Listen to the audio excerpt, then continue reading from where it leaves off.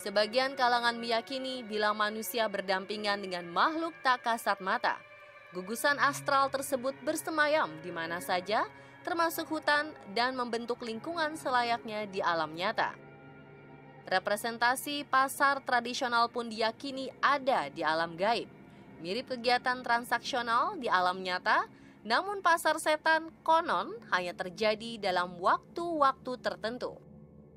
Di dalam kepercayaan Jawa itu memang ada istilah pasar gaib ya.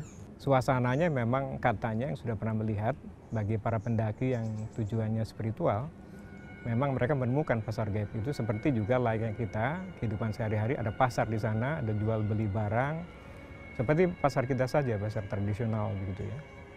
Yang bisa melihat itu tentunya adalah orang-orang yang melaksanakan pendakian, yang tujuannya memang bukan pendakian seperti biasa, tetapi dalam tujuan spiritual ya. Dalam pendakian gunung dikenal dua jenis pendaki berdasarkan tujuannya. Pendaki yang hanya menikmati keindahan alam dan pendaki yang ingin merengkuh pengalaman spiritual. Khusus pendaki jenis ini biasanya tak sembarang gunung yang mereka tuju. Gunung-gunung purba dengan ragam mitos melekat dan sedikit pergunjingan adanya lokasi pasar gaib. Konon, pendaki akan mendengarkan suara bising layaknya pasar dan suara orang melakukan tawar-menawar. Biasanya spot sumber berasal dari punggung bukit dengan kondisi geografis menyerupai lapangan datar. Jika malam tiba, areal ini merupakan tempat angin bertiup kencang. Sebagian orang percaya jika tempat strategis pasar gaib atau pasar setan ini tak memiliki pohon besar, area landai yang ditumbuhi semak yang tak sebegitu lebat.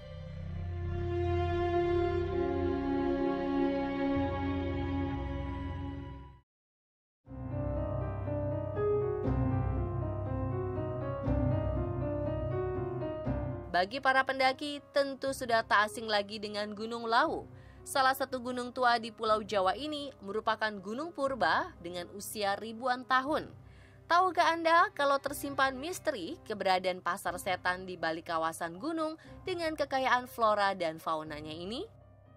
Untuk mencapai ke puncak Lawu, konon harus melewati jalur dengan medan sulit, didominasi tanjakan terjal. Di antara jalur inilah diyakini sebagai perlintasan ke alam gaib. Tak heran apabila gunung di antara Provinsi Jawa Tengah dan Jawa Timur tersebut dijuluki sebagai pakunya Pulau Jawa. Banyak testimoni pendaki tentang pengalaman mistis di pasar gaib Gunung Lawu. Sejumlah pendaki mendengar suara riuh layaknya di pasar. Bahkan ada sosok astral yang menawarkan barang dagangannya. Kita tahu dalam konteks mitos Jawa itu siapa yang bersemayam di Gunung Lawu misalnya, itu kan Brawijaya, Raja Majapahit terakhir. Itu karena Mukso. Ini dianggap leluhur begitu. Jadi pendakian untuk mencari leluhur itulah pendakian spiritual ya. Nah, ini sudah menjadi mitos. Orang Jawa percaya bahwa tempat-tempat itulah ya untuk mencari kesaktian ya. Untuk mencari daya-daya spiritual, untuk ageman seseorang ya.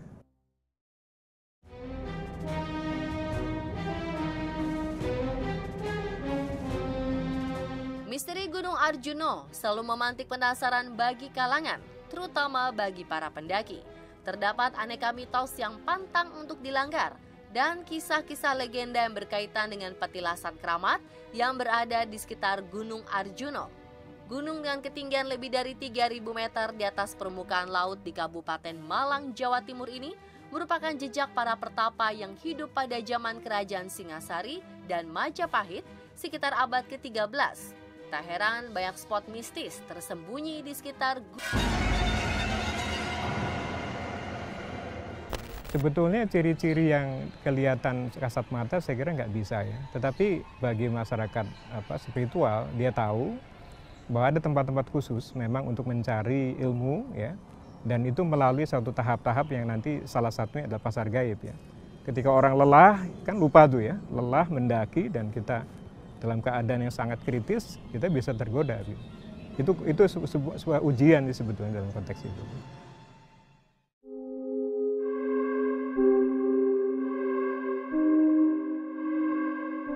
Gunung Merapi adalah salah satu gunung sejuta kisah misteri. Yang paling santer terdengar dari Gunung Merapi adalah keberadaan pasar gaib atau kerap disebut pasar bubrah. Konon, gunung di bagian tengah Pulau Jawa ini merupakan kerajaan bagi para makhluk halus. Maka keberadaan pasar gaib sangat dimungkinkan berada di sekitar Merapi.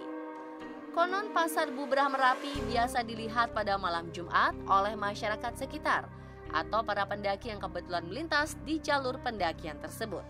Jika pasar memulai aktivitas, akan terdengar suara musik gamelan dan gending Jawa.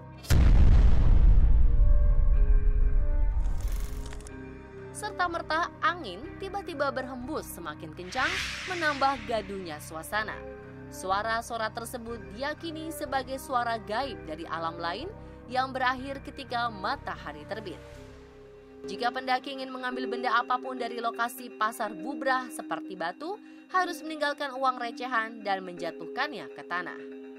Mitos lain menyebutkan, jika bubrah disebutkan sebagai titik pusat kerajaan makhluk astral penguasa Merapi, maka untuk menghindari kejadian tak diinginkan, para pendaki disarankan menjaga perilaku dan tindakan. Pasar bubrah diyakini berlokasi di dekat kawah Merapi yang dipenuhi dengan bebatuan sisa letusan Merapi. Kontur tanahnya dipenuhi dengan batuan vulkanik. Tempatnya tandus, berbeda dengan keadaan lereng gunung yang sesak dengan tanaman segar menghijau.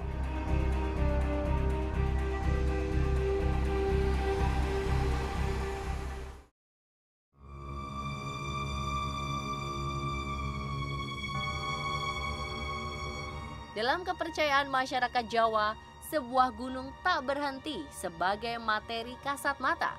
Lebih dalam lagi, gunung dimaknai sebagai poros dunia dengan aktivitas pembawa simbol-simbol filosofis. Dalam konteks pasar gaib yang digambarkan penuh dengan hingar-bingar, ada sebuah makna tersirat bagi seorang pendaki yang ingin menjalankan laku ritual dengan cara mendaki gunung. Dan pasar gaib mungkin dalam konteks kita, ini pasar ini kan tempat ramai ya, tempat jual beli dan menarik perhatian dan orang bisa lupa tidak keluar dari pasar ya. Nah, bagi para pendaki yang tujuan spiritual sebetulnya ada satu godaan untuk kalau dia masuk ke dalam suatu pasar itu banyak barang ya diperjualbelikan dan itu menarik sekali. Dan kalau dia lupa, ya, tujuannya bisa gagal, bahkan dia bisa hilang di pasar itu dan tidak kembali. Jadi pasar bagi kepercayaan masyarakat Jawa adalah godaan sebetulnya ya. Demikianlah Misteripedia Pasar Gaib di Tanah Air. Simak terus On The Spot untuk update berita aktual, wow, dan kekinian.